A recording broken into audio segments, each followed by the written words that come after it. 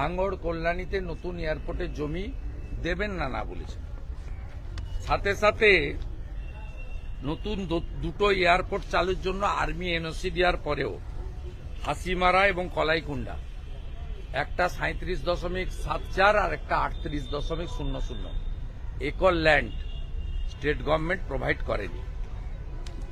আমরা আজকে 20 জন মতো বিজেপি এমএলএ এখানে এসেছি। বাংলাদেশে রাজনৈতিক পট পরিবর্তন এবং পায়েলগাম ইনসিডেন্ট এবং সিঁদুর অপারেশন তার পরবর্তী পর্যায়ে দেশের সুরক্ষার সঙ্গে কলকাতার আন্তর্জাতিক নেতাজি সুভাষচন্দ্র বোস এয়ারপোর্টের কিছু বিষয় যুক্ত রয়েছে। আমরা মনে করি সুরক্ষার ক্ষেত্রে বিশাল ত্রুটি থেকে যাচ্ছে। মাসুদ আজহারের ঘটনা ভারতবাসীর মনে আছে, কিভাবে নাশকতা করা হয়েছিল। আমরা এখানে এয়ারপোর্ট অথরিটির হাইয়েস্ট অথরিটিরা ছিলেন, regional director, executive director madam ছিলেন, এখানকার ডাইরেক্টর ছিলেন। আমরা এয়ারপোর্ট বাউন্ডারিকে অবিলম্বে ক্লোজ করতে বলেছি। কলকাতা এয়ারপোর্টের বাউন্ডারি ক্লোজ নেই ধর্মীয় কারণে। ধর্ম পালনের জন্য কিছু মানুষ প্রত্যেক দিনই আসছেন এবং শুক্রবার বেশি করে আসছেন।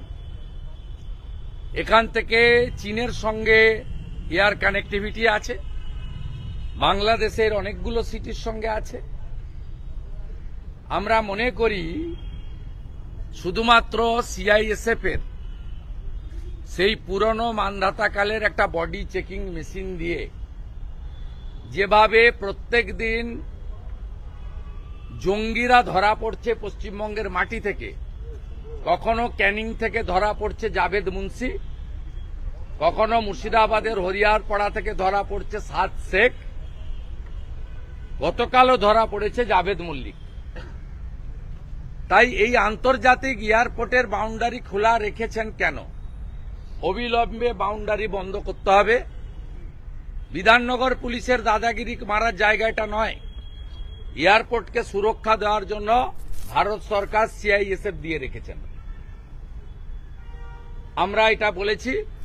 এবং এখানে বাউন্ডারি ওয়াল ক্লোজ করা যাচ্ছে না।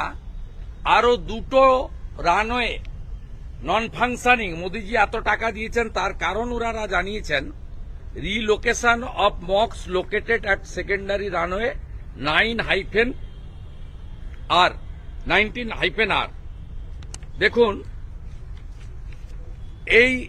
এইটাকে রিলোকেট করতে কেন আপনারা পাচ্ছেন না? নয় নেগোসিয়েশন, নয় ডিসকাশন, নয় লিগ্যাল। কোন পদ্ধতিতে করবেন আমরা জানি না। আজকে একটা মাত্র রানওয়ে ফাংশন করছে কলকাতাতে, কেন এটাকে ক্লোজ করছেন না? তাহলে এত টাকা ইনভেস্ট করে আরো দুটো রানওয়ে কেন বানিয়েছেন? আমরা এগুলো বলেছি, আমরা এটা করাবই। আমরা পরিষ্কার বলে গেছি যে আমরা করাবই। আপনারা শুনলে ভালো, না শুনলে এরপরে উপরে উঠবো না, এই গেটের এখানে 17 ইঞ্চ পেতে বসে থাকবো।